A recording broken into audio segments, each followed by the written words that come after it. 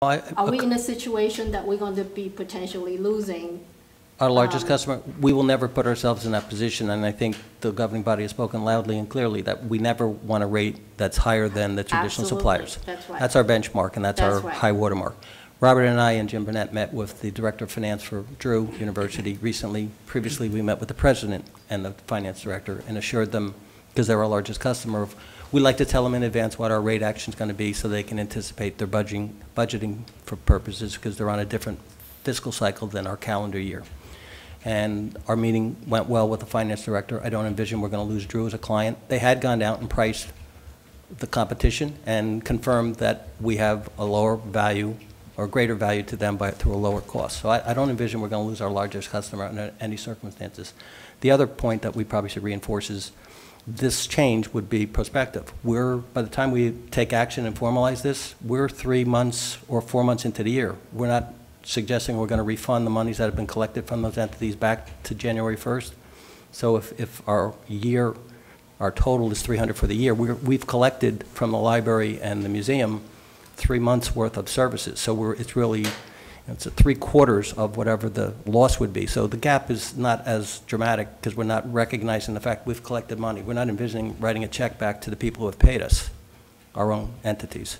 So I think we've maybe overstating the revenue gap. If we continued it in the future and didn't take rate action, yes, it would be that full amount. This year it's going to be less because we've collected 3 months of the revenue already from those entities that we send a bill to, that we own those properties, and they've paid us. Well, my thoughts were, if the council came to a decision this evening to eliminate the water and electric, then I would inform my billing supervisor to just cease. Stop right now. Don't do any March billing. So essentially, it would be January, February that we recover. I suppose that depends on what council action occurs, because within the context of resolving this issue, we could establish when this change in practice occurs. So it may not be a relief granted as of March 1, as you suggested. It could be relief granted at any point, in theory, during the calendar year.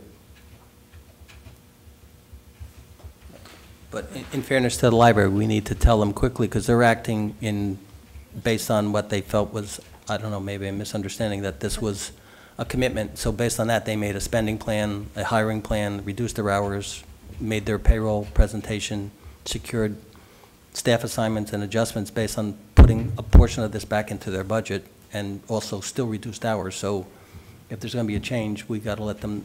We can't keep deferring it out because they need to know what they have to live on at some point. I didn't mean to suggest we defer it out indefinitely, just that we would come to some conclusion as to when it would become effective. I was not able to go to the last library board meeting, so I'm not exactly certain what action was taken on that. I hate to put you on the spot, Don, but can you? I can answer the question if you'd like. Would you come to the lectern, please?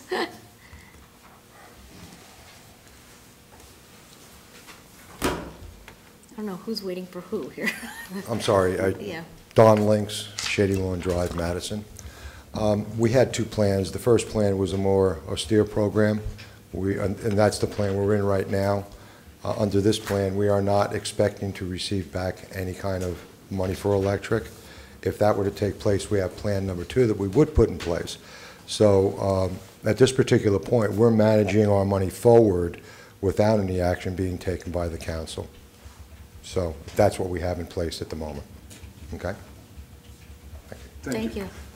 And did I hear that the number for the library is 120? Their bill last year was about approximately $100,000, and we had a 24.5% increase, so it's about $125,000 for a year experience. And that plus water, whatever the water bill would be. Dan? Ray, maybe you've answered this already, but are there other departments or entities besides the library and museum that are treated this way, that include water and electricity in their budgets? No. And what's the health department doesn't, for example? Have a separate charge? No, No. they get assessed the Civic Center, Health Center, Teen Center, there's a central account for that building for water and electricity, public safety, separate, you know, there's a central clearing account that pays probably all the borough-owned properties, excluding the library we put to the side, and the Museum of Early Crafts and Trades. And remind me, what's the historical reason for that exclusion, if we It's the know? way it was when I got here. Didn't understand it then, don't understand it now. And we also carved out, back in '02, traffic lights and street lights. And I believe that was a year that I think there was pressure to try to deliver a budget with no increase in municipal tax, purpose tax for that year, and it was done then. So when I got here, it was like, well, why do we do intersections and traffic lighting this way, bill 8 of our 10 buildings, and then send a bill to 2 other people? Yeah. I just didn't understand it. I still don't understand why it was done that way. And this was to make it more uniform. So there's not necessarily a principle that can be identified. It was something that was done at the moment to address a particular issue at that time, and it's just stuck. I think since the then. traffic probably, Robert probably was part of that decision, I mean, in a positive way, to try to achieve the direction of the council on the traffic. It was the same thing, we looked to reduce costs inside the cap and municipal tax levy.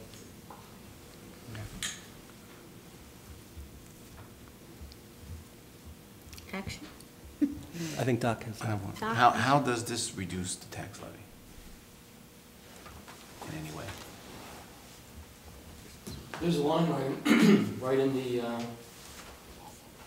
budget document that makes up the total appropriations, and that number would be significantly reduced for 2009, depending upon when council would want to stop the charges.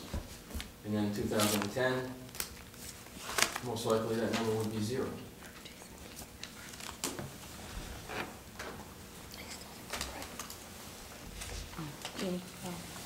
So if we take this action, essentially, what it doesn't say here is we're going to give free electricity to the library, which is worth about $120,000, correct?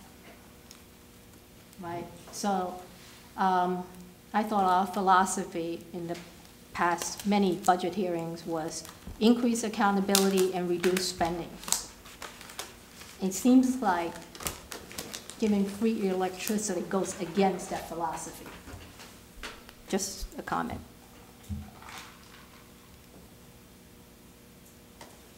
But it's a borough-owned building.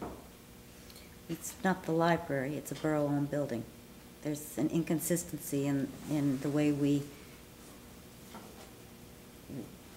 do this. The museum is a borough-owned building, and we were having them pay. But yet none of the other borough-owned buildings pay. I'm not convinced that that's really the relevant distinction to draw. Because at the end of the day, what's more relevant, I think, is the funding of the occupant of the building.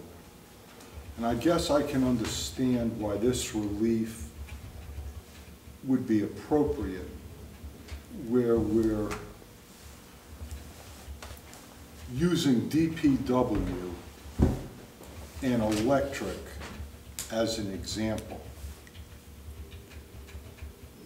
where we on the one hand are collecting from them their water and electric usage charges, and then turning around and funding 100% of their operations. I mean, that is kind of the circle.